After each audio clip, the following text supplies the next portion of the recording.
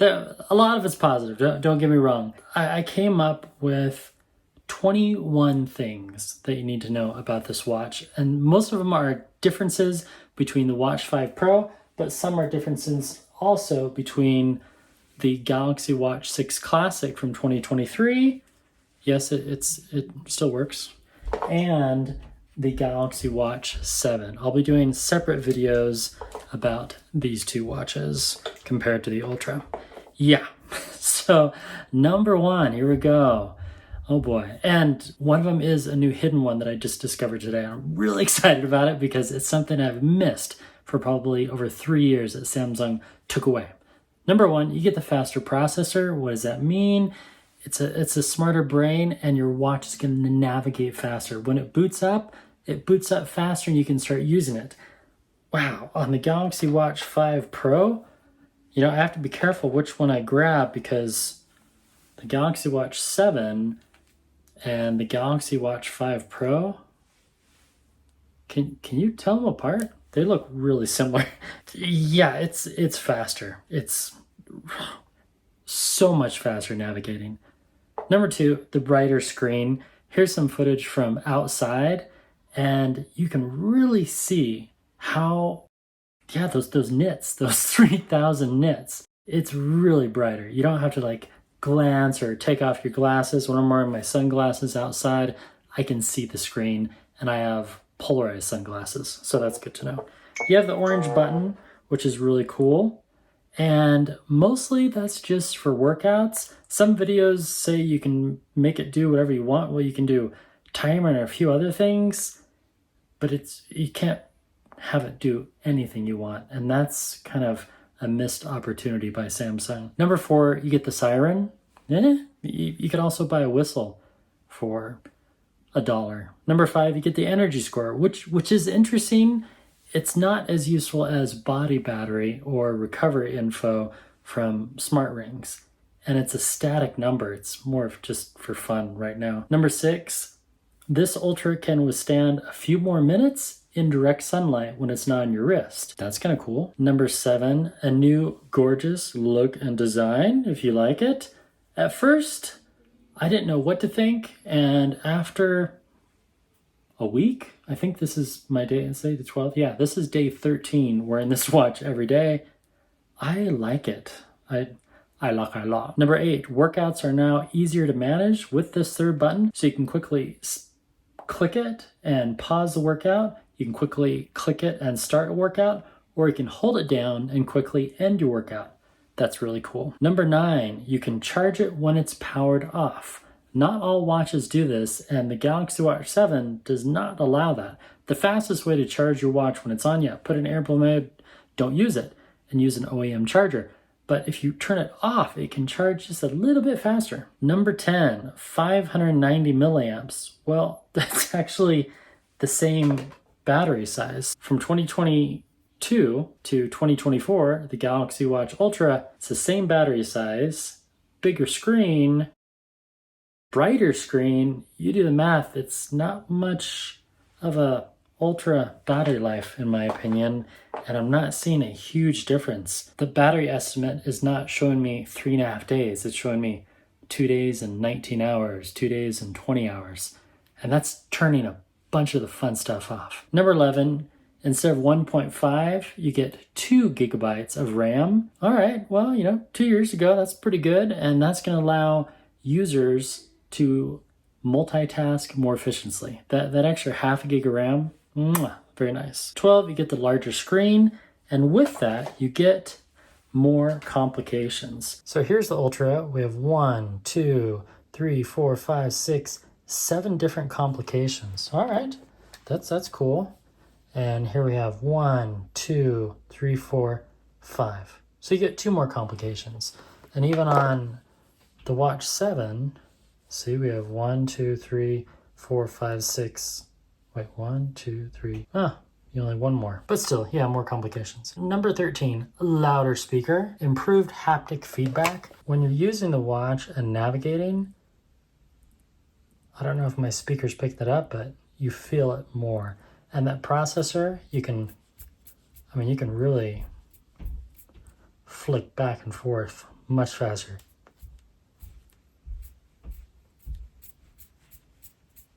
Yeah.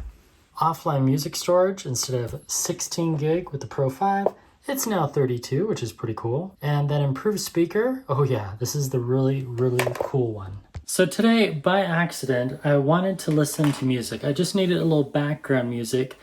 You know, I'm clicking away, and I was so excited because I forgot my headphones. They were right here. I left them right here on my desk at home. Shocks. Oh yeah, right? And so I didn't have them with me. I'm like, oh, how am I going to listen to music? I just need some quiet music, and I needed to charge my phone, and I didn't have my charger by my desk. Oh, I wish I could just play music directly through my watch. Well, years ago, you could do that. And then Samsung took it away because, like Apple, they wanted you to buy their headphones. Watch this. Look, get it? What? This is just the coolest thing ever, right? So you scroll on up. First, you need to download an app. Now, I've only tested on Spotify. And then you're like, oh yeah, I want to play some Foo Fighters, right? Oh, do you want a phone, this watch, connected device?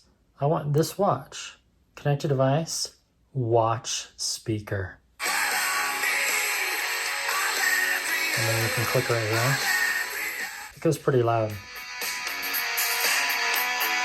Okay, that's about all I can play. So the speaker quality, much improved, and you get that same feature on the Galaxy Watch 7 as well. Oh, time for family prayer. Very cool. Very cool. And it doesn't have to be downloaded music, but that is better if you're going to go camping.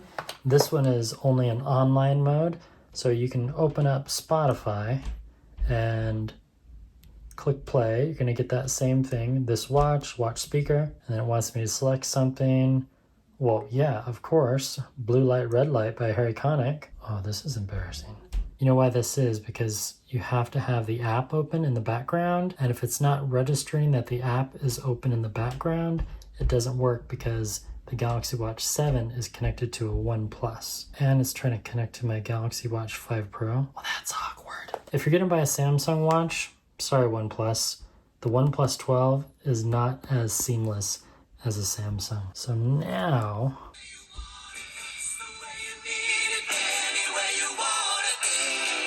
that's about all you can get. Pretty cool, right? This video is not about the Watch 7, and that was an accidental drop test. So let's try it through this one. Yeah, it doesn't connect using Bluetooth, and then it doesn't allow you to play it through the phone, even though it does have a pretty decent speaker. See how slow the navigation is? Oh my gosh. And waiting and waiting. So if we go to media,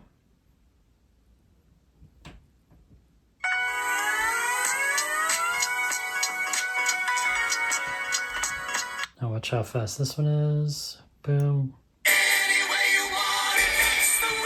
Interesting that it went like right to the song, but I hope I don't get a copyright strike for that.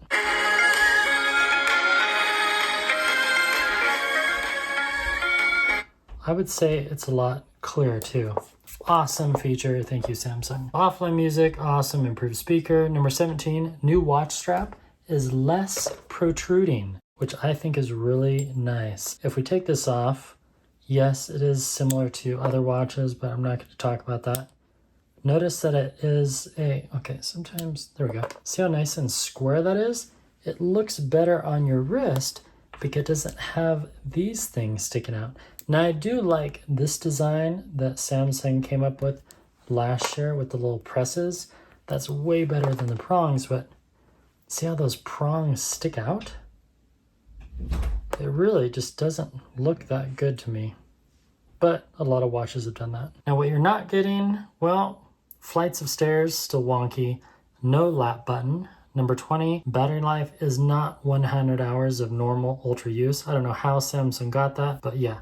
And then it is 15.02 grams heavier when you go from 2022 to the Ultra. 15 grams, it's about this many, 5 pennies. If we put this on and we weigh 5 United States pennies, there you go. That's the weight difference. So imagine that much more girth on your wrist. And when you're running, you can kind of feel it, and you can kind of see it when you take the straps off. But I like the design. I don't like the prongs as much anymore. I like this design. And I don't know if Apple was the first to do that. And you know what? If Samsung wanted to copy them, that's fine. Another downside would be that any watch strap or watch band that you had from years previous, yeah, that's not going to fit. And one of my favorite was this one that came with the pre-order. But you do get the cool trail band, you know, which is does snap in there pretty easily. Wow, so if I could somehow connect these, I could put that around my calf. There you go. 21 things.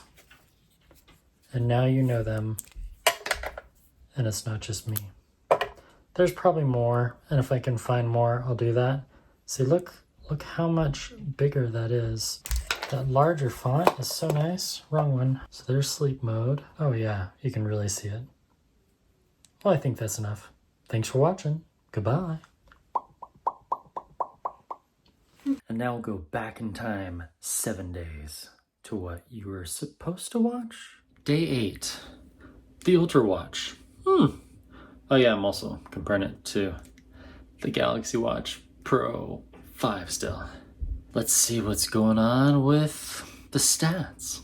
Here's a quick overview of yesterday, day 3, wearing these two Samsung timepieces. Quick photos right before I went to bed. I was really tired, so let me quickly document what happened last night, because I did a little experiment where I put both watches into power saver mode to see if it affected the battery life that much. And this one is already down to 53%. Which is, you know, not bad, considering it was charged 1 day and 8 hours ago. But this one is critically low. It's at 18%, and I need to do a quick dog walk. Ooh, yeah, we need to put this back on the charger. It was 60% on the Ultra last night.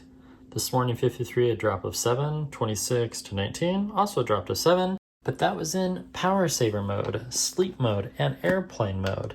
And I thought the heart rate and stress would be to every 10 minutes, but there is a subtle difference here. I also did my stopwatch. It's kind of fun to wake up and know automatically how long you've been sleeping. So here it is, power saver mode. It was in sleep mode, but it quickly turns off. So I disabled that, and do not disturb. And I even turned off location. But if we go to settings, really liking, the ridges on my skin. This trail strap. There we go, health. See, it says heart rate manual only, and it looks, yeah, you cannot override that. But yet this one is a little bit different because it's in power saver mode, see, airplane mode. But if we go to settings, health, it has heart rate continuous. So they have changed something. Even with that on, it didn't zap the battery more. And this battery is 2 years old. So I find that curious. Now on both watches, they do have the Samsung thing where you cannot see your sleep until you, oh my gosh, come on. There we go. Let's just go back. There we go. You have to sync it. 8 hours, yeah, connect to your phone. To me, that's not that smart. Garmin, Coros, Polar, lots of other watches can tell you quite a bit about your sleep without a forced synchronization. So even without heart rate, it's going to give me some sleep. So let me quickly synchronize these. Airplane mode off. Keep tracking your condition with your Galaxy. Oh, bummer. So if you don't have heart rate going in the background, do not sleep with your Ultra watch in power saver mode because you don't get your energy score. Oh no, how am I going to go through the day without my energy score? Woe is me, woe is me. Oh, I have 4 rings, I'll manage. So what does it tell me about my sleep? 8 hours, sleep coaching, the bare minimum. Ooh, I got an award. Most steps walked, high five, 18,541 last night. You broke your previous record, yay. Well, that's fun. Getting less sleep last night than the night before has lowered your sleep score. Oh, That's weird that it thinks I slept more last night. That's not right. Oh, that's just like from the 5 to 6, but the 7 is not talking about today. So was that useful? Well, yeah, kind of. So that's the AI insight you get. And then there's my sleep score. Excellent. Little fireworks. So we have the sleep time, physical recovery, restfulness, sleep stages, etc., blood oxygen, snoring. Nope, I don't snore. Yay. And, oh, you know what? I didn't have my phone nearby, so it doesn't do snoring. Yeah, my bad. I'll try that again tonight. So, excellent sleep award. You can get all these other badges if you're very good at sleep. Good sleep, good morning. Looks like you got a good sleep score last night. No readiness score, no recovery information, none of that on the Pro 5 from 2 years ago. And let's see, I'm doing on the Korea dual trail. Doing well. Hoping to finish that. Olympics. I'm a little behind because I wasn't wearing this watch. Rock on. Well, I really messed up by putting that in power saver mode. I don't know why it does that. So power saving is very different. So if I go here before, go to health, measure continuously, all right. And then sleep, I had blood oxygen on, but that was all disabled because I had it in power saver mode. So if I do that again, and then go to health, it turns everything off. Well, I guess if you really needed to save power, but as it turns out, it didn't really save that much power. Stuff is running in the background. It still zaps 7%. That's what we call not a feckless test, but pretty close. The data did not yield what I thought it would, and I was in such a hurry to get to sleep, I didn't check the heart rate. I made that mistake with another test a while back, and yeah, I should have checked it. So interesting that with the updates between the Ultra and this lovely timepiece from 2022, 2 years old. And yes, I do have this one that we'll be testing next, or soon, the Galaxy Watch 6 Classic versus the Ultra. So this video is focused on just determining, do you really need to upgrade if you have this one from 2 years ago? So far, the answer is yes. All right, well, I'm gonna go for a walk, and we can't compare resting heart rate. We have less data, but it's not the end because I still have it from the Galaxy Watch Pro, but c'est la vie. Yeah, this trail watch band is pretty, I like the flex. It is interesting though, because you have to have it pretty snug, or this thing really, see how that just creates that bubble? It might be because it's new, but I love the look. Yeah, it's nice. So we have a battery estimate without power saver mode, airplane off, heart rate continuous, 1 day, 4 hours left. And it was charged yesterday. So yeah, 2.5 days. So tonight we'll enable everything, and I will put it in airplane mode, but I'll leave heart rate on, snoring on. I'll sleep with my phones nearby my bed, and we'll see if that makes a huge difference. Well, it'll make a huge difference in statistics, but not so much with battery life. That is curiouser and curiouser. Started charging that about 10 minutes ago. It's at 43, so that's enough for a walk, and then I can charge it in the car or charge it somewhere else. Yeah. And this is the Samsung Duo charger. You can hear the fan right there, so it blows air underneath the watch, keeps it nice and cool. 75 degrees underneath, 69, 70. My room temperature, 65. Charge. Now, what about workouts? When you're working out with a 2022 watch compared to a 2024, how much did that sensor improve the accuracy of your heart rate and other statistics? Let's find out. Now you might be wondering about my other gadgets. This is the Amazfit Helio Ring. Just finished a workout with that as well. And it needs to go back on the charger. I'm averaging about 3 days of battery life. This is the Samsung test ring. I'm trying to determine which size is best before I order that ring. And they run kind of small because normally I would wear a size 10 on my ring finger, but this is more like a size 11. You'll notice I still have some wiggle room. That's good because my fingers are they're like plump sausages after a hard walk.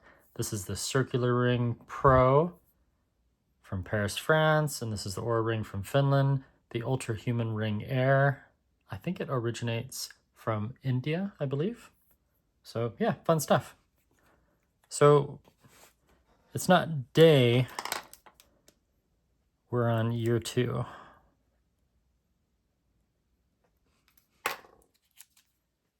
And while you're working out, now this is a new feature. When you click on the Running Man, if there's a stopwatch or a timer or other things going in the background, it shows both, where this one does not do that. It actually will just show the run from the main watch. Come on, no, go back, go. There we go. So even if I have a stopwatch, it just shows the Running Man. I think that's a really cool feature on the Ultra, that it lets you know when multiple things are running in the background.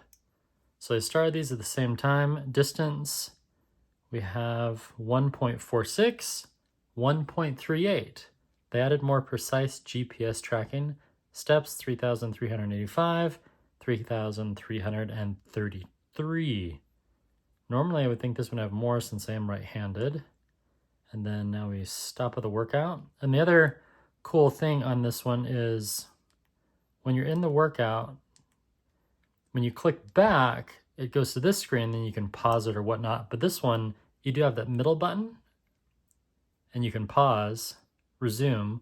So if your hands are all sweaty, you have that navigation, and then if you just hold it down, finish workout. Oh, I kind of thought that if I pushed, you have to touch the screen. Where this one, a little different, you have to hit finish. So 1.46 miles, 284 calories, average heart rate 102, max heart rate zones, VO2 max, sweat loss, a map of my run, measure and recovery heart rate. If you want to wear your watch for 2 minutes after you finish workout, you can check your recovery heart rate on your phone. We'll verify that. And then this one, see, now it just goes back to there. So we have to go back up, go to Samsung Health. If you skipped ahead, the energy score is missing because I put it in power saver mode. There we go, workouts this week. 14 hours of workouts. Woo. There we go, walking session. 1.38 miles, 285 calories, speed.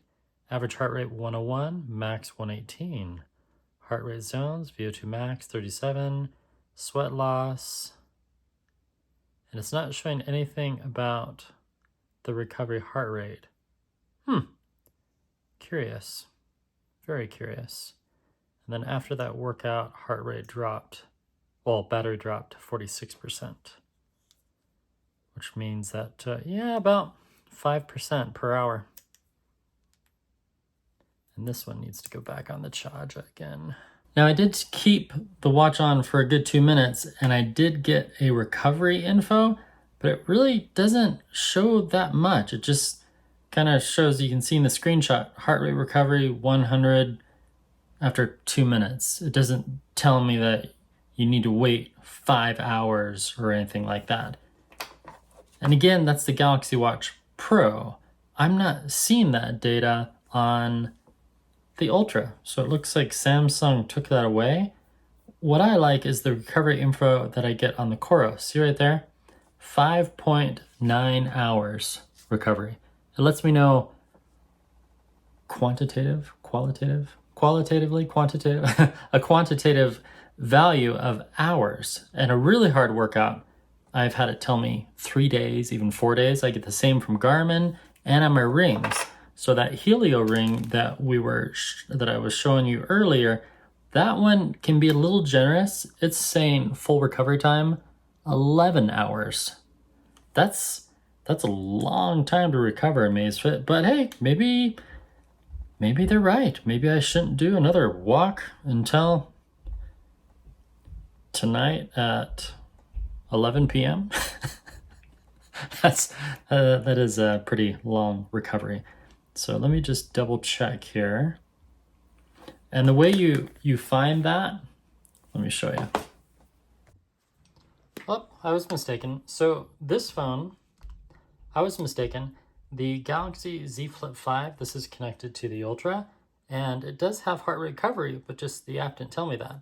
So you go into your workout, you scroll on down to heart rate zones, scroll all the way down, 104 after 8 minutes. Interesting.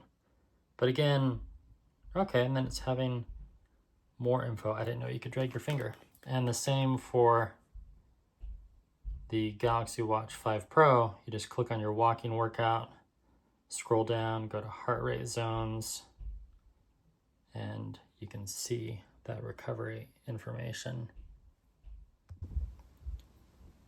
And then if you hold your finger down, you can see in detail. So, I don't know, a little different here. Let's compare them side by side. This is my remarkable tablet. Now I just need a document from the Pro 5 Pro. So on the left here is, the OnePlus 12 phone connected to the Galaxy Watch 5 Pro, and the right is the, oh, I need these swapped because this was on my right hand, this is my left. Yeah, that makes more sense. So here we have the workout details, duration, distance is off. We have the calories, really close, steps, really close, average speed, slightly different. The Ultra thought I actually went slower, and the 5 Pro thought I went faster. Average pace, wow, a difference of almost 1 minute. Elevation gain, slightly different. Gradient, slightly different. Heart rate, almost spot on for both. And then cadence, of course, is slightly different from the steps per minute. Over 2 years, I mean, and then what you have to consider is over time, after weeks and weeks of wearing these watches, those subtle differences do add up. And then even though your cadence is off 1 minute, it could be a minute and a half, and then your heart rate is off by 2 or 3 beats per minute. And that difference of less accuracy with the Galaxy Watch 5 Pro becomes greater and greater, and then you're like, oh, I should have upgraded to the Ultra. Yeah, maybe. Okay, I'll do some more workouts, and I'll keep the heart rate enabled. One thing I dislike, though, about both is they have not changed how they track the stress. They just give you this weird bar. There's no numeric value, and I find that to be less informative. So that's it. I just get this stress bar, and low, so that's good. I'm in the green. And then the other new thing that you get with the Ultra is this Ages Index Labs, which shows that I'm high. It doesn't say, oh, your actual age is 40, but we think you're more like 38 because you work out so much. It doesn't tell that.